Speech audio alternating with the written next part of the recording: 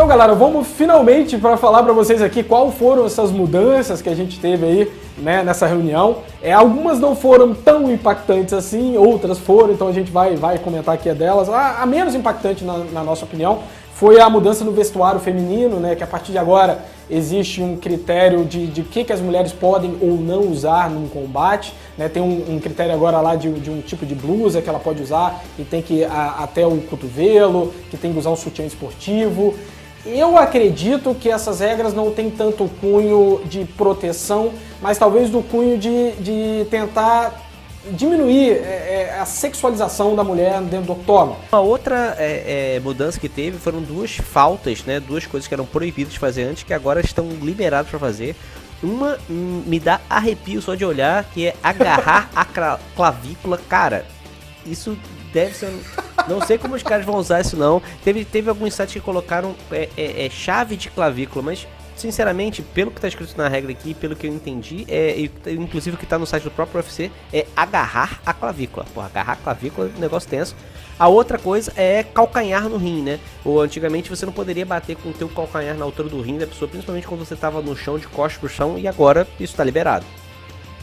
E a outra mudança que a gente teve nessa leva aí, que não foi tão impactante assim, mas eu achei que foi sensacional, foi na questão do dedo no olho. Não exatamente no dedo do olho, mas de você dar golpes e avançar com a mão com o dedo esticado.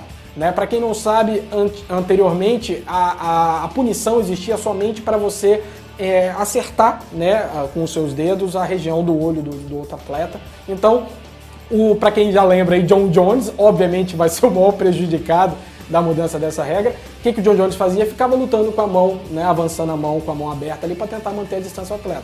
Muitas vezes o juiz não conseguia tirar ponto dele, por quê? Porque ele efetivamente às vezes não enfiava o dedo no olho. O atleta acabava ficando intimidado e acabava não avançando.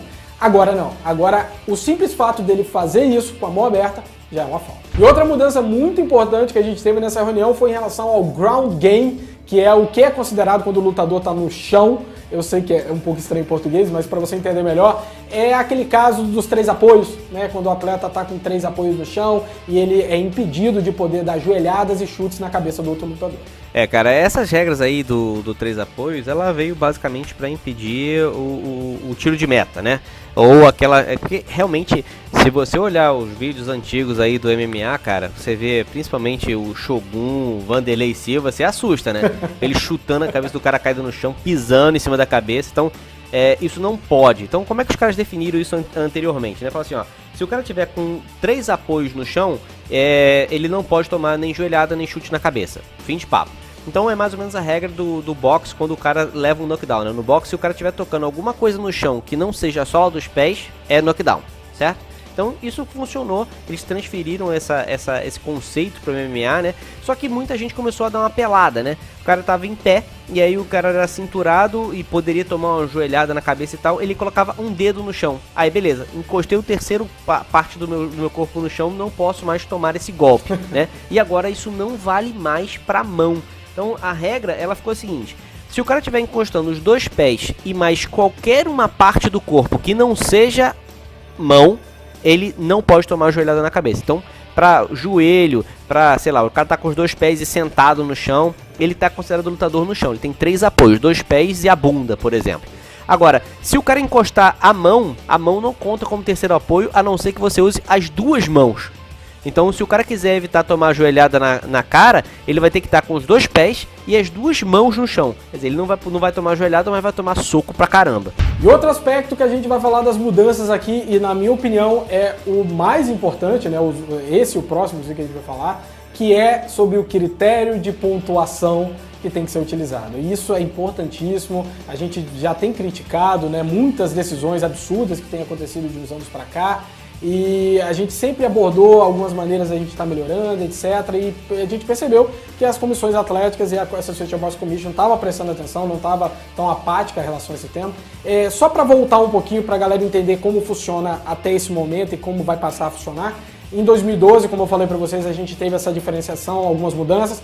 Uma das mudanças foi que strike e grappling passaram a ter o mesmo peso, que foi muito importante. Mas outra mudança foi essa diferenciação dos critérios para você pontuar. né? Lá em 2012 a gente teve os critérios que foram strike e grappling efetivo, né? Que é o quê? É você acertar mais golpes, é você acertar golpes contundentes, né? Depois a gente tinha subsidiariamente a agressividade, aquele atleta que busca a luta, e em terceiro lugar a gente tinha o controle de octógono, né? Só que em momento algum falava ali que se você usar um, você não pode usar o outro. Simplesmente falava que, tipo assim, você acaba usando os três de uma forma geral, mas você acaba pontuando mais pro strike e pro grappling efetivo, menos um pouco para agressividade e menos um pouco para o controle de octógono. Então, o controle de octógono e agressividade acabava sendo um desempate ali, né? Você acaba usando ele para critério quando os outros acabavam ficando muito iguais, mas não existia nada falando que você não podia ou não usar um deles. Então, todos os jurados englobavam, faziam um compêndio ali no momento daquela luta de tudo isso junto. Isso acabava prejudicando, porque dava mais argumentação para eles para justificar qualquer pontuação. Porque você ia argumentar com eles e ia usar qualquer uma dessas áreas para justificar, às vezes, a bosta de pontuação que eles acabaram dando. Então, a mudança que a gente teve agora foi o seguinte: a gente continua tendo grappling e strike efetivo, continua tendo agressividade e continua tendo controle de octógono. Agora, você usa primordialmente strike e grappling efetivo, tá? É o primordial.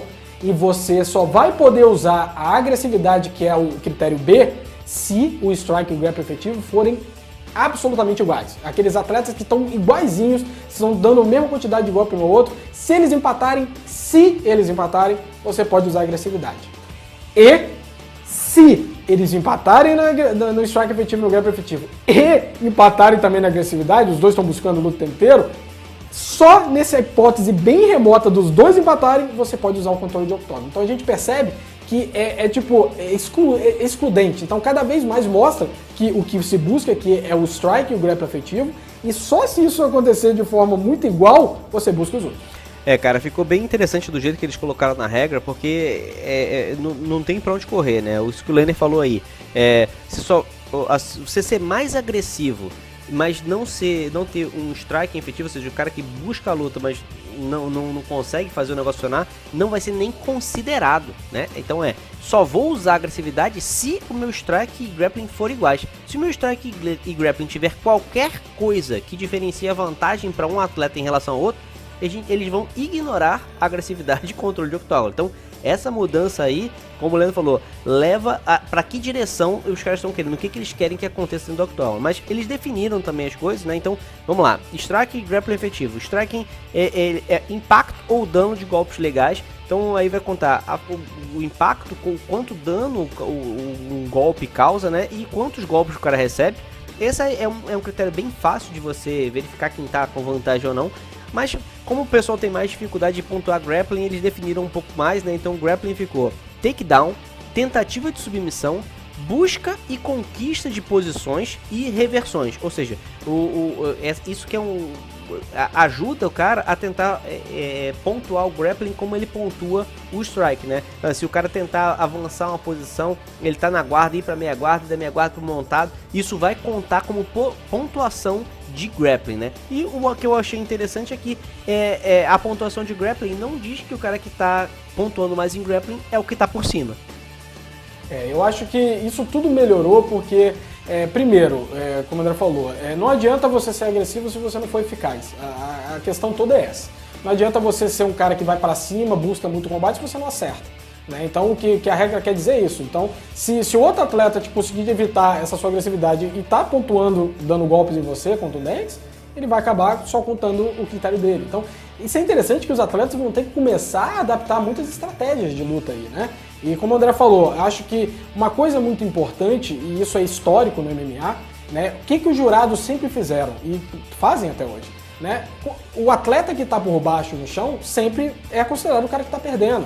A verdade é essa, né? Uma chance ou outra aí é o contrário, mas normalmente o cara que está por baixo só ganha quando ele finaliza. Porque se ele ficar por baixo os 3 rounds e o outro atleta ficar na guarda, por cima, não vou nem falar montado, vamos supor, ainda fica na guarda, mais por cima, ele acaba levando a vantagem mesmo se ele não fizer muita coisa. Eu sempre achei um absurdo, porque para quem pratica jiu-jitsu sabe disso. Tem atleta que gosta de trabalhar de costas pro chão, se sente até um pouco mais à vontade. E a gente já viu isso acontecendo. Tem muitas vezes que atletas estão por baixo, mas continuam dando golpes, continuam dando um strike efetivo ali, acertam cotovelada, socos, o outro cara não faz absolutamente nada, às vezes está só querendo recuperar o fôlego. E até, e isso é interessante, o atleta que está por baixo consegue segurar o outro atleta e impedir que ele lute. De certa forma, isso é um controle, ele está controlando muito mais. Então, isso eu achei sensacional. Em momento algum fala que o atleta que está por cima está levando vantagem, está pontuando mais. Então, eu espero que, obviamente isso não está também de forma expressa, né? Tipo assim, que tem que pontuar igual, mas eu espero que o bom senso e a inteligência dos jurados de analisarem isso e perceberem que não é porque você está por baixo que você vai ser prejudicado. Então, eu achei que isso foi um aspecto muito importante. Então, a gente começa a ver que o MMA está caminhando agora por um critério que, quem busca mais luta, quem vai mais para trocação e para o grappling, é mais importante. Então, a estratégia de alguns vão ter que mudar. Cara, e falando em estratégia que vão ter que mudar, aí, o próximo critério, digamos que o striking e o grappling fique 100% empatado, o que a comissão já considera que é uma coisa extremamente rara de acontecer, mas se acontecer, aí sim você passa a usar a agressividade efetiva, que essa é meio autoexplicativo, né? É o cara que busca mais o combate, então o cara que evita o combate, o cara que não participa da luta, fica só fugindo, perde nesse critério. Então esse aí ficou bem fácil a gente saber quem é o mais agressivo, né? Quanto à agressividade não tem muito nem o que comentar, né? Foi o que eu falei, o atleta ele tem que pensar muito bem se ser agressivo vai valer a pena. Porque, como eu falei, não adianta você ser agressivo se você não está com precisão, se você não está eficaz. Você acaba, se os jurados, obviamente, botarem essa regra em uso, isso não vai ser considerado. Então, como o André falou, agora a gente vai para o C, né? Para o critério C, que é o critério por baixo, que esse, segundo a regra, é o que mais extremamente impossível que possa acontecer. Então o que está lá no controle de cage, que é o extremamente raro, né? Que é o dominar o centro do octógono, ou seja, o dominar onde a luta acontece em pé, né? O controle de clinch, tentativa de takedown e o controle de posições dominantes ou semi-dominantes no chão, de novo, não falando de top position, né? Ou seja, de quem tá por cima. Então, o que acontece? Clinchar e segurar no clinch sem fazer nada agora, cara, basicamente não vale nada, né? Porque ele tem que passar pelo strike efetivo, pela agressividade efetiva, tudo tem que ser igual para o cara começar a levar em consideração o tempo que tu tá segurando o cara no clinch sem fazer coisa nenhuma. Então é legal porque essa parte da luta que o pessoal considera chata, né? Pô, o cara tá lá empurrando o outro contra a grade, eles não estão fazendo força, isometria, mas não tem nada acontecendo, não tem golpe sendo desferido, isso não vai valer nada para pontuação. Eu acho isso interessante exatamente por esse motivo que o André falou, porque você instiga ao combate franco, né? E não aquele atleta que está querendo usar estratégia para segurar o cara no clinch ali, tentando fazer takedown durante 3 minutos e não consegue fazer absolutamente nada. Isso vai contar? Vai, mas é uma situação muito rara, como vocês estão vendo. Tem que dois outros critérios tem que estar muito empatados. Então, a luta tem que ser basicamente uma luta de clinch, para o cara conseguir vencer clinchando, né? O que é muito pouco provável. Então, isso acaba estimulando aquele atleta de ficar tentando fazer esse jogo sujo, de levar o atleta para a grade, ficar tentando recuperar ar, né? E segurando o outro atleta. Então, o aspecto mais positivo desses critérios agora e como eles vão ser utilizados, eu acho que é exatamente esse, né? Você privilegiar a luta franca, né? E que é o importante, né? E não desprivilegia, obviamente, as outras áreas, né? Vai levar para o chão, vai ser agressivo. Então, tudo tem um critério, tudo tem uma maneira de você utilizar. Vamos ver se o juiz vai usar, vão usar essas regras de forma correta, mas, como eu falei, muitos atletas vão ter que se adaptar. E vamos agora, então, que é uma parte que continua sendo sobre pontuação, né? Só que essa parte agora é sobre a pontuação em si, né? O 10-10, 10-9, 10-8, 10-7. Né, e é algo que muita gente tem criticado, é um dos motivos principais das decisões injustas, né, de juízes que a gente sabe que a gente tem uma cultura do 10-9 desenfreado, todo mundo dá 10-9, ninguém dá 10-8 para ninguém, né? Então, só para deixar claro, não teve mudanças drásticas em relação à pontuação em si, continua sendo 10-10, 10-9, 10-8 e 10-7, né? Continua sendo dessa maneira, só que teve mudanças para deixar claro aonde o juiz vai ter que colocar cada uma dessas. Então, isso foi muito importante agora. Já tinha em 2012, tá, alguns critérios que eram para serem obedecidos, só que não eram critérios tão claros assim. E a gente viu que de 2012 para cá não mudou muita coisa. Os juízes continuam dando 10-9 desenfreado. E aí eu achei interessante uma parte que eu vi nos textos lá que saíram sobre essas notícias, que, pelo que eu vi na reunião, eles não desconsideraram totalmente, futuramente, talvez, colocar aquilo que a gente tinha falado, que seria talvez uma das soluções, não definitiva, mas que poderia ajudar, que é dar, por exemplo, o 9,5, o 8,5, né? Ajudaria talvez os juízes beleza, eu não quero dar um 10-9 nessa luta, eu não quero dar um 10-8, mas eu dou um 10-8,5. O cara fez mais ou menos ali, não chegou um 10-8, mas é um 10-8,5. Então, poderia ajudar, mas é algo que eles não implementaram agora, né? Mas eu achei legal que não desconsideraram que isso possa ser uma hipótese futura. Mas, para deixar claro, agora o que ficou melhor foi a distinção do que é cada uma dessas pontuações. Cara, praticamente eles consideram que com essas novas definições da forma de pontuar, que é o que a gente falou na parte anterior aí, do strike efetivo, da agressividade efetiva e por último do controle de octógono, eles acham praticamente impossível alguém dar 10-10. Ele fala assim, não é possível que em nenhum desses critérios, seguindo essa ordem, os lutadores estejam exatamente iguais. Né? Então eles consideram que o 10-10 não vai acontecer, e o 10-9 eu achei interessante porque a primeira definição do 10-9 é vitória por pequena margem, ou seja, aquela luta que está bem parelho, o cara ganhou por pouco 10-9, né? Que é uma definição muito diferente do corriqueiro 10-9 que a gente tem. Então agora só quando for por pouca margem é que é para ser um 10-9. O que é o correto, né? Que na verdade é o que já deveria estar sendo utilizado. Porque o 10-9 ele existe, concordo plenamente, é quando o atleta vence com uma margem pequena. É aquela luta que está muito disputada, mas você vê que um atleta está aplicando de vez em quando um golpe melhor, está conseguindo impor a técnica dele de uma maneira melhor. Então, esse atleta ele tem que ganhar o 10-9 porque ele não venceu de forma tão dominante, tão convincente. Então, até aí não tem muito o que falar, eu acho que está muito correto, e sempre foi assim, né? Os juízes que não utilizavam, porque o 10-9 de 2012, que também estava escrito lá, falava também dessa maneira, é o cara que vence por uma margem pequena. O problema é que os juízes hoje dão 10-9 para todo mundo. Cara. E aí, seguindo a lógica, né, eles definiram o 10-8, e eu acho que talvez o 10-8 seja o divisor de águas, né? O cara colocou 3 critérios para você olhar, né? 3 fatores. Você tem que ver a dominância, a duração e o dano, né? Ele fala o seguinte: se 2 desses fatores estiverem presentes, você pode dar um 10-8, você não é obrigado. Mas se 3 deles estiverem presentes, ou seja, se tiver dominância, duração e dano superior, você tem que dar um 10-8. Então isso é meio uma intimada nos juízes, né? O cara fica meio sem opção. E eu achei interessante também que o cara falou o seguinte: por exemplo, se você tem um lutador que evita o combate o tempo inteiro, ou seja, ele tá fugindo o tempo inteiro de um cara que tá tentando ser o agressor, né? Então, o cara dominou a luta por muito tempo, o critério de duração tá valendo, e o critério de dominância tá valendo porque ele é o agressor e o outro tá fugindo. Não teve o dano porque o outro pode ser, por exemplo, pode ter sido muito bem em fugir, mas teve dominância e duração 10-8. O fujão vai perder 2 pontos aí. Isso é interessante, né? Que é estranho, né? O que o André acabou de falar, são 10-8. Como assim, André? Que porra é essa? O cara não fez nada, cara. Ele só fugiu, o outro tentou buscar alguma coisa ou outra e vai ganhar o 10-8, mas em teoria, galera, deveria. Né? Se o outro foge o round inteiro e o outro tá buscando, dominando, né? Tendo aquela dominância de buscar a luta, de acertar um golpe ou outro de vez em quando, ou seja, ele enquadrou em 2 desses aspectos, em teoria, ele deveria receber. Na prática, eu duvido que isso vai acontecer, porque, infelizmente, como eu falei, a gente tem uma cultura que 10-8 só é dado hoje naquela situação extrema que o atleta tá surrado dentro do octógono, o que não deveria ser de acordo com essas novas regras. Então, a gente tem 3 critérios.